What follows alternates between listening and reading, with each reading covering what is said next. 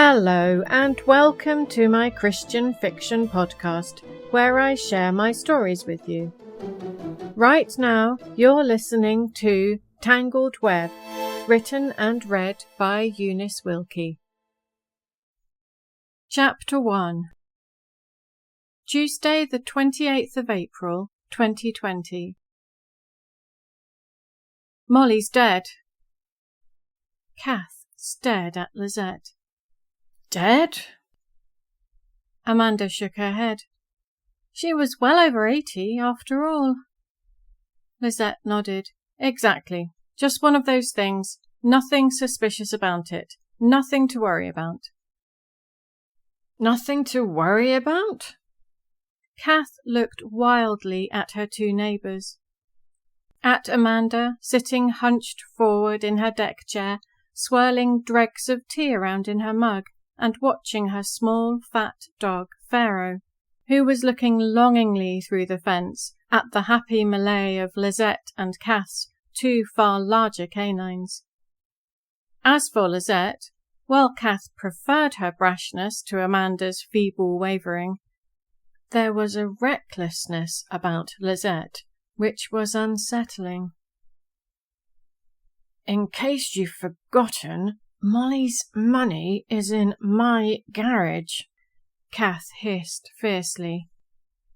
She glanced over her shoulder at her own back garden, a few metres from the field in which she stood. She did not want her husband Bob to overhear. His involvement was the last thing this situation needed. You should just put it back. But even as she said it, Kath wasn't sure she believed it. Replace the money when no one, apart from them, might know it was missing? I could take the briefcase, began Lizette, and then stopped abruptly.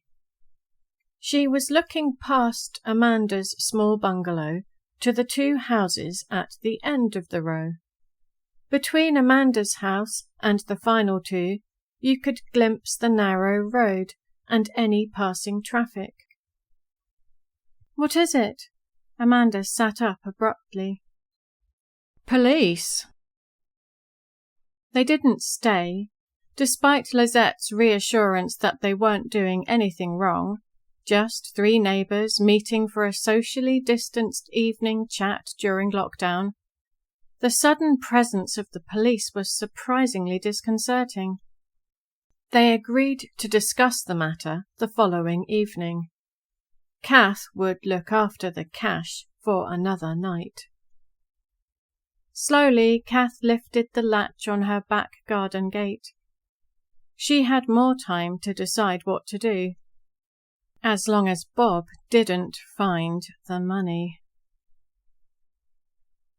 Sid and Edith Seagrave had lived in the borough for 35 years. They had moved to the tiny settlement of Tor in Strathavie when Sid's job with the Forestry Commission relocated them to the Scottish Highlands, which was also Edith's childhood home. They enjoyed their home and community. Sid was an elder in the church. Edith was a friend to all. Latterly, they didn't know so many people in the Strath. In the past 20 years, new houses had been built and incomers had flooded the beautiful glen. You could no longer visit the local shop in neighbouring Kinbackie and know everyone you met. Although that didn't dissuade Elspeth, who ran the shop, from assigning names to every customer just in case she ought to know them. Sid and Edith no longer knew their own direct neighbours. As Edith kept reminding Sid, the lady on their northern boundary was called Amanda. Edith had discovered her name and sent her a Christmas card. They had received a "Season's Greetings from Amanda" card in return, which served the purpose of proving that Edith had the right name. They couldn't see Amanda's home through the thick shrubs that grew so prolifically on her border. Since lockdown, they hadn't heard her come and go to work. Since they were shielding from COVID, they couldn't go out at all. Adjoining their compact, single-story home was a mirror-image cottage. Another single lady lived there. Edith thought her name was Terry, but Sid thought she'd probably heard wrong. The truth didn't matter much. They never saw her, seldom heard her, sometimes doubted that she lived there at all. But this evening, Edith once more mentioned the smell.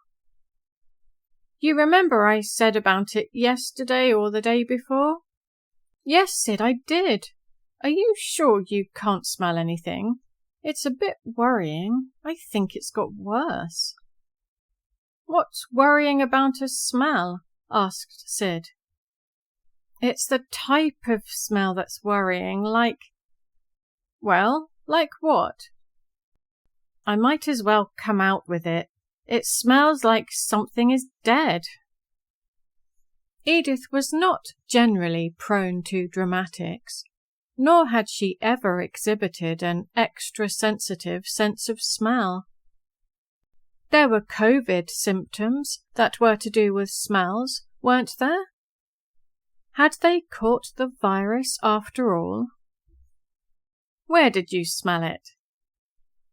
"When we had the window open, the last couple of nights that have been so warm and fine."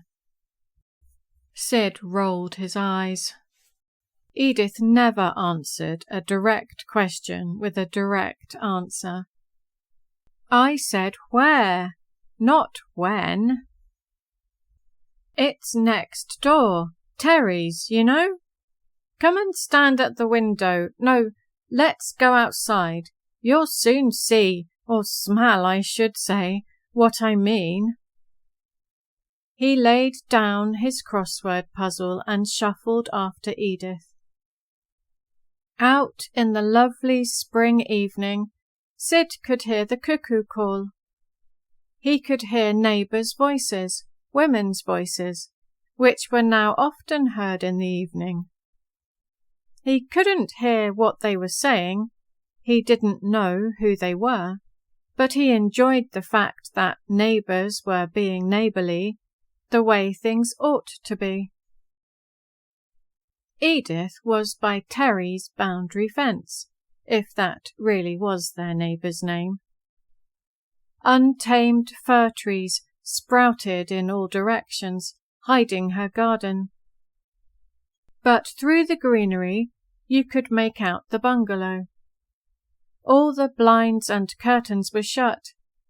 One window was open, however, and when the curtain moved in the evening breeze, the smell! A sudden stench of decaying flesh, of death, just like Edith said.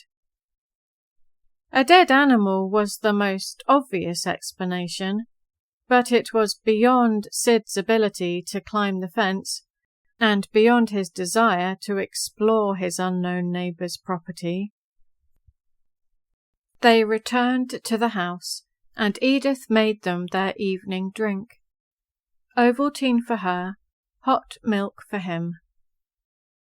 Sid had been thinking. He knew who to contact for advice.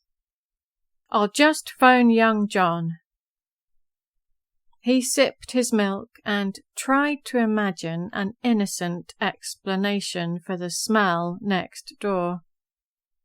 But deep down he knew something was wrong.